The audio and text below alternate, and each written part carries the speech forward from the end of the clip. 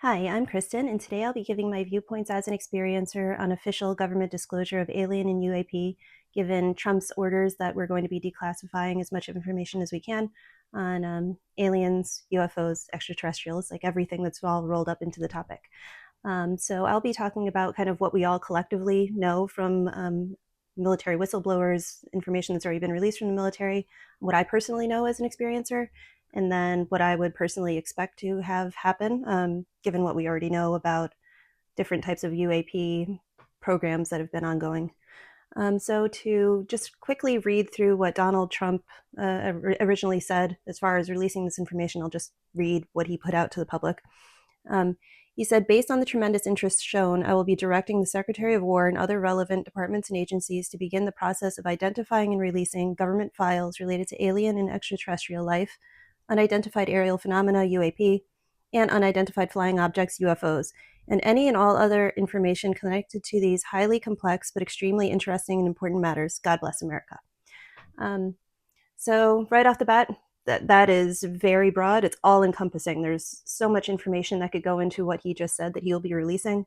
And so I figured that I would kind of touch on the disclosure that we've already had, especially over, let's say, the past decade or so.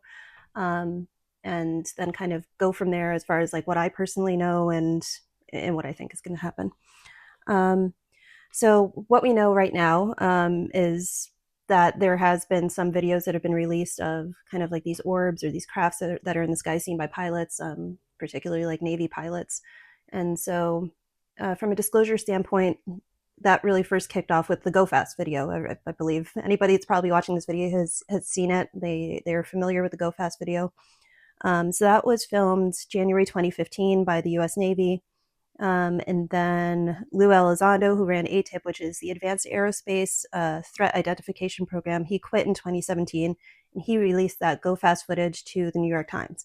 And so really up until 2017, I would almost say that there was no official disclosure, no real official disclosure. We had a lot of whistleblowers come out to that point, but we did not have major newspapers that were covering any of this. We did not have the Pentagon or any of our military branches saying that these were actual things that our military members were seeing.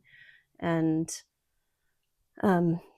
just there was a complete cover up of information. You have, again, different people that worked with these military branches, with the contractors that had seen things, and they would go to conferences and they would talk to other people about it, but they were very discredited. They were seen as liars or just kind of out of their minds, or trying to get something out of people, like kind of scam people by talking about this. Were just never taken seriously until that Go Fast video came out. So that was released in 2017. And then after that, we had official disclosure via the pilots, David Fravor and Ryan Graves. So David Fravor, he worked off the coast of California. He was commanding a squadron from the USS Nimitz, and he would talk about like frequently seeing these different types of craft that were just over the ocean. And so he had a very famous interview, I believe, that was where he was just talking about the other people that had seen it with him, how frequently it was happening, and it was just a very common occurrence. Then you have Ryan Graves, and he was in a squadron, like they were primarily flying off the coast of Virginia Beach on the east coast of the U.S. And so he said that he was also frequently seeing craft between 2014 and 2015, and he started kind of bringing more strange looking types of comments into the public sphere. So while David Fravor would talk about the Tic Tac, and I believe he would sometimes talk about orbs, and orbs are extremely common. We had Ryan Graves coming out, and he was saying that he saw a cube within a sphere. And so having that kind of information out there was very bizarre. And then hearing him talk about this in like very official types of settings was very strange. That was the first time that I had ever heard about somebody seeing something like that. And especially in the military, it's just very strange. So the both of them, they came out and started talking about their experiences within the military, like constantly seeing all of these different types of UAPs in the sky. And so they testified to Congress on July 26, 2023. And then after that point, we had David Grush, who became a whistleblower or excuse me, right before that congressional hearing we had a month before that, David Grush came out as a whistleblower, and so he was, let's see, he ran the Pentagon's UAP task force. He said that we had crash retrieval and reverse engineered spacecraft of non-human origin. And so he didn't have any first-hand accounts at that point when he was first whistleblowing, and then he was also part of the congressional testimony. So he had, I believe, about 40 different interviews with people, and he was just told that this is kind of what our government was doing, what was going on.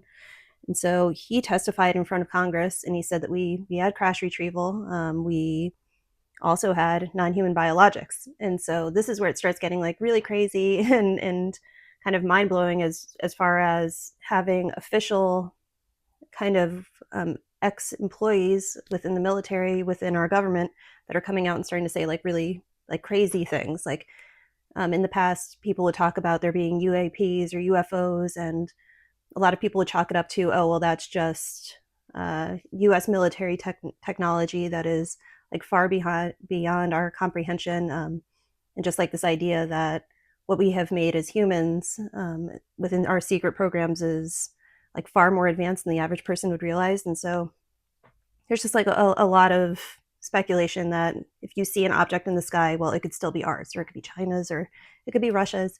Once you have somebody like David Grush coming out and he's saying, no, I'm not just going to be talking about these objects in the sky. I'm also talking about there being non-human biologics, which are aliens, that were retrieved. I mean, this starts going in a whole different direction as far as what's going on with official government disclosure. So he testified to that, and then we had a couple more whistleblowers that came out after that point that were pretty well known. So we had, let's see, we had Jacob Barber. So he was a U.S. Air Force Special Operations Airman who went public in January 2025 about recovery of alien craft, including egg-shaped objects, where it starts to get more kind of into the woo and more paranormal is that while he was talking about these UAPs, these egg-shaped objects in the sky, which again, like who knows if those things could just be made by like a black program somewhere in the world, he started talking about psionic assets. And so psionic assets are people that can use like the power of their mind and telepathy to like call in these types of craft. So if you're going to be talking about human-made craft, even if it's far more advanced than the average person would think, you wouldn't think that these craft could respond to thought. But Jake Barber was saying, well, he was out there and he was retrieving these strange-looking objects, and they were coming to his squadron, coming to his area because of these psionic assets that were calling him in. And in part of his original story that he was telling when he went public, he said that he was in his plane, and at one point there was just a complete like divine presence that came over him.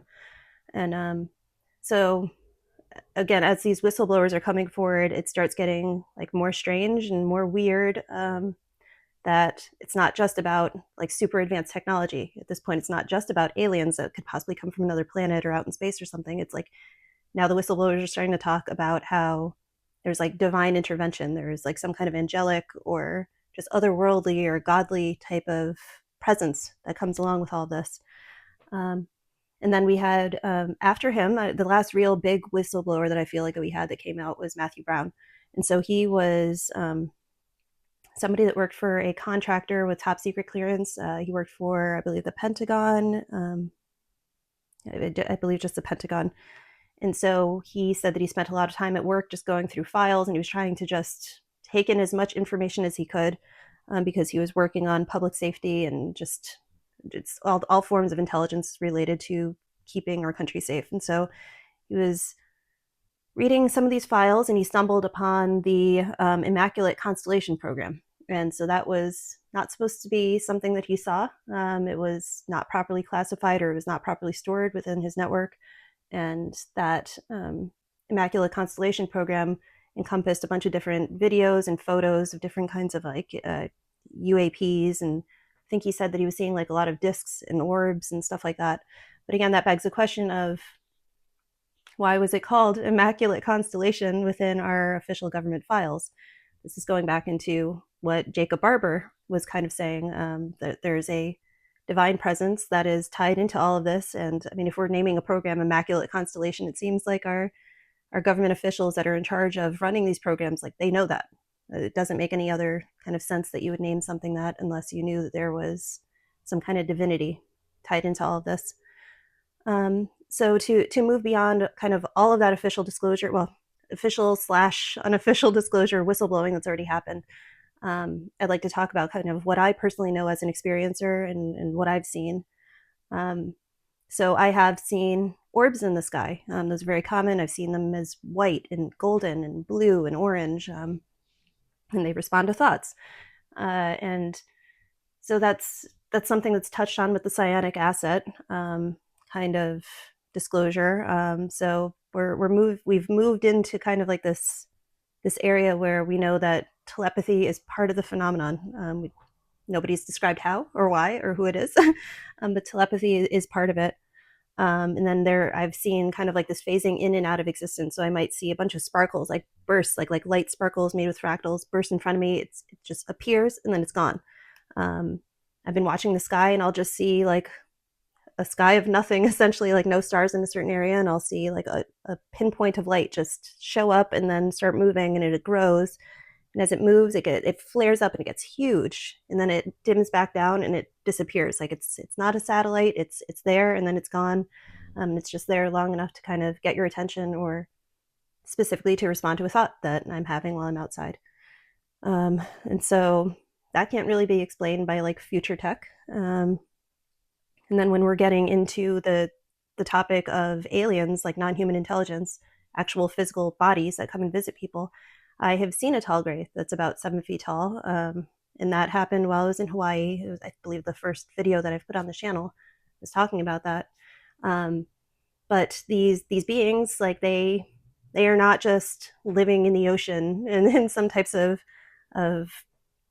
craft or whatever you'd like to call it, submersibles. They're not just living in spaceships above our Earth. It's like these are beings that are coming down to us, and they're going to everyday places. There have been people that have been contacted and taken from major cities. When I was in Hawaii and I saw this thing, this gray, it was out on my balcony, and I was in a resort that was completely full. There were tons and tons of people that were around me in the building that I was in the buildings around me. Within probably an hour or two of seeing that being, tons and tons and tons of people were out on the grounds, walking around and getting started with their day. So it's not like this idea that aliens exist, but they're in some far off, far away place and we don't know much about them or anything like that. It's like, no, they're here. And not only are they here, they don't care about going to highly populated areas. It's just something that they do. If they want to contact somebody, like they will make that happen. And there's also the aspect of memory removal. So when I saw that gray for about a year, I did not remember that I had seen it or anything that happened with me freaking out and running and all of that. And that is very common with experiencers, that we kind of have these interactions with these aliens and then we don't remember it. And maybe it's a few months, a year, many years later that all of this kind of memory recall comes back. And so that whole aspect of where there's like a line blurred between telepathy and what they can do to our brains, like that has not been addressed at all whatsoever within official disclosure that's come out so far. And again, like contactees talk about this all the time. It's like a very common part of being an experiencer that has physically seen non-human intelligence. But to this point, I don't believe there's been any kind of framing from our government or any government that these beings really do have capabilities outside of our actual physical understanding. I believe it was Representative Luna. She made some kind of comment recently where she said, well, these are interdimensional, or she speculated that they're interdimensional. And I think that is kind of touching more on what Jacob Barber was saying, and the Immaculate Constellation kind of title, that these beings are kind of from another place, or another realm, another space, that might be sitting right next to us, right on us, and we just can't see it. Almost like how you would think of like how ghosts are around us, but you can't see them, but they're here. It's almost like that kind of concept that when people see aliens or any kind of strange beings, they are here. It's just from a different dimension, not far away. So that's what I know. But what do I expect to actually have happen as there is information declassified because of Trump's order? Um, I do believe that the government will probably go back in time, and some of the first information they'll probably release will probably be related to Roswell. It was so long ago. Most of the people that were involved in the program are dead or have already said what they have to say about us, like going and retrieving debris. So I think that like our government probably will talk about how that happened, how there were people sent out to go and get the debris, store the debris, um, and they might touch on how there were some bodies found that might be left out or redacted. And then I think from the point of going and looking at like really old cases, we're probably going to get like a lot more go fast style videos. So a lot of military pilots say like these things are in the air all the time and they're just told like don't report it because then you're risking your job. Um, but Ryan Graves' new organization, like Americans for Safe Aerospace, like he's encouraging a lot of these pilots to come and bring their videos, bring their evidence, like show what's actually out there. So I think that kind of the information that he's collecting and the evidence he's collecting of all of these objects being in the skies, that's probably the type of stuff that um, the actual government will be releasing as there's more information given. Um, and then let's see, I'd made some other notes of what I was thinking would happen. Yeah, it's Area 51. So when a lot of people that aren't even interested in aliens and UFOs think about this topic, they think, oh well, or you're some loony that's obsessed with Area 51, and you think that's real. And I mean, Area 51 is a real military base called Groom Lake or at Groom Lake. But I think there will probably be information also released about that, and it'll probably be talking about how at Area 51, that's where like reverse engineered craft are made, or just really super far advanced craft are tested out. But I don't expect anything truly otherworldly or related to aliens to come out of like that kind of disclosure of what we might be doing at those bases. And when it comes down to it, I think there's going to be a major blockage and a major lack of information coming due to how much of this information, these programs are run as Black programs through contractors. So, as we probably all know, contractors are not subjected to congressional oversight. When there are executive orders that kind of like paint a broad brush for the government must release all of this information, like contractors work for the government, but they aren't the government, so they don't have to release anything related to what they've been doing, what they've been working on, what they've seen, what they've been able to store, even if that is kind of like these non-human bodies. Um, so we have, let's see, we have Lockheed Martin Skunk Works, and we have Northrop Grumman, who are said to be kind of like the biggest players as far as reverse engineering, like UAPs and UFO kind of technology. So there's a wealth of information that is out there about this with those two companies, but because they're contractors, like I don't think that anything is going to come out of them unless there are certain videos that they've reported back to, like let's say like ATIP, or like a task force, and then those videos at that point are then distributed in declassified material. But again, I think it will just be like black and white images of craft or orbs. It won't be anything more impressive than what we've already seen. And then you kind of have Lou Elizondo, who in his last book was talking about how there are these legacy programs that are working on craft. So you also have Raytheon and Boeing, and they've also been cited by Elizondo as being companies that work on like these super stealth, super fast, like unbelievable types of aircraft. So again, those companies, they might have the actual like otherworldly, other dimensional materials that they've been working with, but you're not going to see them. You're not going to hear about it. And yeah, I think that when it really comes down to it, we shouldn't be expecting much more than what we've already gotten. So we've gotten these kind of military videos and pictures of these types of craft and balls and orbs and all different types of things. And we've had firsthand accounts now of these whistleblowers talking about there being some kind of divine intervention or mental tap in order to contact these beings, but no real no real disclosure on the beings themselves, right? It's through all of these people we haven't heard about what the tall grays look like. Like I could tell you what a tall gray looks like because I've seen one, but from an official disclosure whistleblower standpoint, we've never heard about how tall they are, exactly what the proportions are, like what they feel like, when they smell like, what they sound like if they make sounds, like what their telepathic communications are like. None of that has come out from the government, and I do not expect any of that to come out.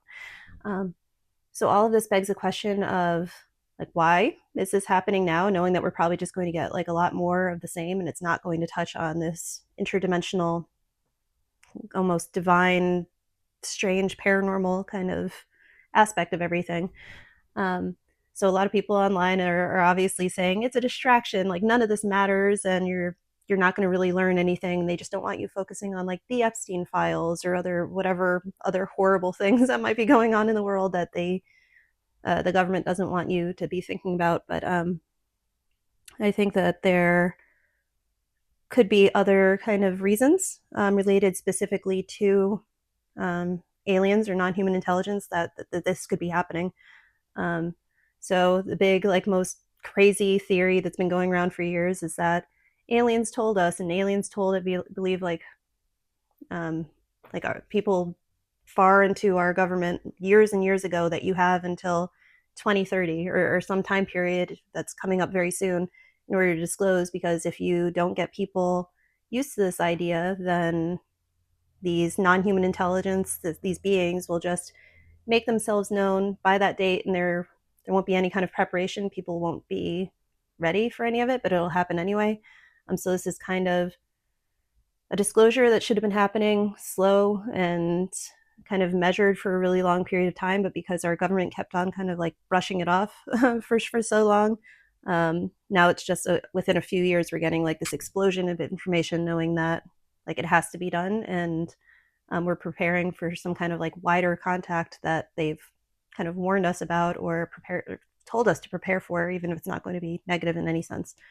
Um, I don't know how much I actually believe that. I don't know if there were non-human intelligence like NHI that were going to Washington D.C. and sitting in rooms and talking with the president and other officials about this. Like that seems very far-fetched to me, just from what I know and from what I've heard from other experience or stories, is that they go to people one by one and they tell people information, or they give them downloads or visions, and then it's up to that person to go and kind of spread the news. Yeah, this idea that they've just had like a roundtable discussion with an alien, like I don't know if that happened. Um, but another big reason that this could be happening is not so much acclimation for the public because some big massive contact event is going to happen, but acclimation for the public because people are waking up. Um, so what is it? So probably around, again, the time of the Go Fast video coming out. So I believe that was 2017. I said, yeah. So 2017. That's when people started kind of being more open to the idea of aliens and UFOs being real and all of this. And I feel like it has been picking up a lot of steam as far as like what people are willing to be open to and what people are willing to accept. And not only that, but people have been like spiritually waking up. So tons and tons and tons of experiencers are kind of coming online every single year, and they're seeing orbs in the sky. They are having massive dream premonitions. They're having waking premonitions. Um, they're seeing beings coming into their bedroom or somewhere in their home. They're just phasing in and phasing out, or phasing in and giving a message and they're phasing out. But so many people are having like this kind of awakening, ascension, just having like all these feelings of divine love, like Jacob Barber was talking about. It's happening to so many people, and it's happening so rapidly, completely out of the blue. Happening to people that um, were almost essentially atheist or agnostic, didn't believe in any of this, and just thought it was ridiculous. And then they're getting hit by complete, I was going to say mayhem almost, as far as like what's coming into their lives and what's happening to them. And not that it's bad, but they weren't prepared for it. They didn't know this could happen. They didn't know it could happen to them. And they didn't know it happened on such like a personal level and was like so um, tightly interwoven with like our own lives. Um, and so as these awakenings are happening and it's directly tying back into the objects that we're seeing in the skies, and then those objects in the skies are directly tying back into kind of like these beings that look like grays or mantids or what have you. Like it's a lot of people are learning firsthand that of what's kind of going on, but they don't know why, and they don't know who who these beings are. Um, and so I think that just putting all of this information kind of out there as far as, well, there are UAPs and there are UFOs, and we're going to tell you that there are, quote, aliens, even though I'm sure they're not going to give any information about them or who they are, where they come from, like anything about the interdimensional realm they're from. Um, I think all of that's being kind of just placed into the public consciousness just so that as people are woken up one by one, um, that it's not as frightening and people at least have some kind of sense that this could happen. And so when it does happen, it's not completely out of the blue like it has been for so many people that's been happening to for the past decade-ish period of time. And yeah, so that's my thoughts. So um, yeah, I don't think that there's going to be anything monumental that's disclosed as far as like experiencers are concerned, or anybody that already believes in this topic. We're just going to see all of this coming out and say, well, I already knew that just from my own experiences or from hearing these other experiences from other people. But from the perspective of a lot of people that are very skeptical, or even again to tying into the religious or spiritual aspect, people that are atheists that had no belief in any of this whatsoever, like being able to touch on the fact that these objects or these beings are coming from another space and not massive distances away. I think it will kind of change how a lot of people think of reality, what kind of existence we're living in, and then from there it'll be easier for people to accept what is happening to them when they do wake up, and when all of these kind of crazy paranormal things start happening to them that they might have said didn't actually exist or didn't actually happen. Well, now it's happening to them. And yeah, they won't be able to kind of write it off anymore, but they'll have been prepared just by at least hearing about it from a national government perspective. Yeah, so if you have any other thoughts about kind of like why this disclosure is happening, or if you disagree with me on the kinds of material that you think the government will actually release, please let me know. I mean, this is a huge topic of discussion. I could probably go talk on for another 3 hours about this. I have like so many thoughts, but I'll cut it there for right now, and might come back and revisit this, especially as we do start having some kind of more information being released. Yeah, so thank you so much for listening today, and I'll see you in my next video. Bye-bye.